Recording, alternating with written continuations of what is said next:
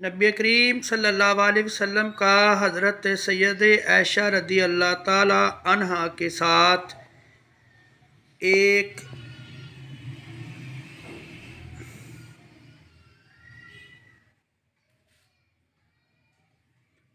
मोहब्बत का एक अंदाज़। रसूलुल्लाह सल्लल्लाहु अलैहि वसल्लम की सैयदा आयशा रदी अल्लाह ताला से मोहब्बत का एक अंदाज़।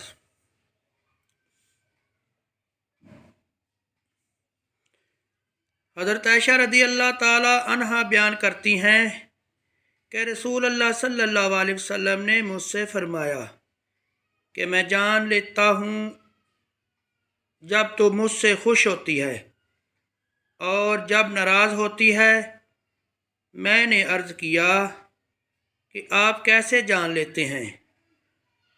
आप सल्लल्लाहु अलैहि वसल्लम ने फरमाया कि जब तू खुश होती है तो कहती है कि नहीं मोहम्मद सल्लल्लाहु अलैहि वसल्लम के रब की कसम, और जब नाराज़ होती है तो कहती है कि नहीं कसम है इब्राहीम अलैहिस्सलाम के रब की। मैंने अर्ज़ किया कि बेशक अल्लाह की कसम